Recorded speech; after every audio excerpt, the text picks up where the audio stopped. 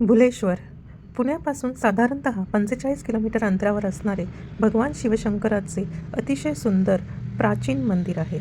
असं म्हटलं जातं की हे मंदिर साधारणतः 13व्या शतकात म्हणजे यादव काळात बांधले गेले आहे आणि नंतर वेळोवेळी त्याचा जीर्णोद्धार करण्यात आला आहे. मंदिरापर्यंत पोहोचण्यासाठी साधारणतः 40 ते 50 पायऱ्या आहेत.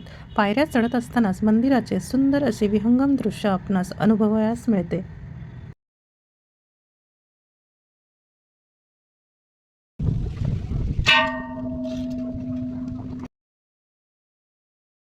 मंदिरात प्रवेश करताना आपणास दिसू येते की ठिकठिकाणी पुजारी वगैरे यांची नावे कोरलेली आहेत.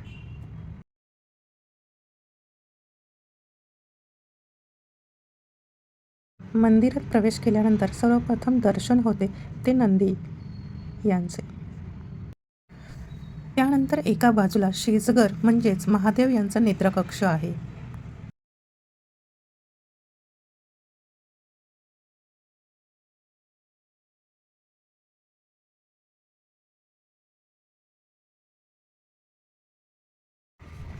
मंदिराच्या भिंतीवर रामायण महाभारतातील अनेक प्रसंग कोरले आहेत. ते एवढे ठसठशीत आहेत की ते जिवंत असल्याचा भास होतो. उच्च प्रतीच्या अशा सुंदर शिल्पाकृतींनी नटलेले हे अतिशय सुंदर प्राचीन मंदिर आहे. इथे एक आख्यायिका अशीही आहे की शंकराच्या पिंडीवरती ठेवलेला हा प्रसाद जो आपोआप थोड्या वेळाने नाहीसा होतो. मंदिरातील जवळपास सर्वच मूर्तींची मुघलांनी आक्रमण केल्यानंतर विटंबना केलेली आहे.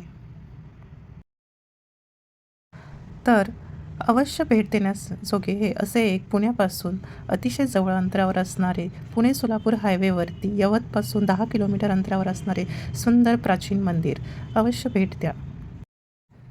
आज आपण भेट देणार आहोत चांगावटेश्वर मंदिर. हे मंदिर सासवड नारायणपूर रोडवरती आहे. हे मंदिर वटेश्वर म्हणून पण ओळखले जाते. तर याला चांगावटेश्वर नाव कसे पडले? चांगदेवाचा जन्म हा 1400 वर्षापूर्वी म्हणजे आजपासून जवळजवळ 2000 वर्षापूर्वीचा.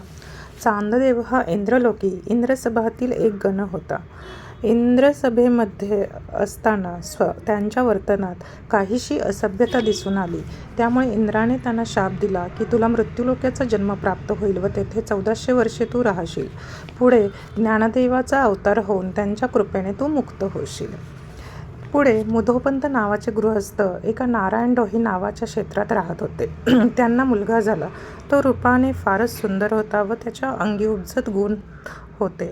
त्याचे लाडके नाव चांगा असे ठेवण्यात आले. तेच प्रौढ रूपात चांगदेव असे पडले.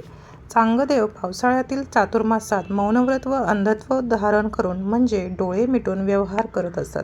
त्यांचा शिष्य चिकट काळ्या मातीने मळून केलेले शिवलिंग डाव्या हातात घेऊन त्याची पूजा करत असे.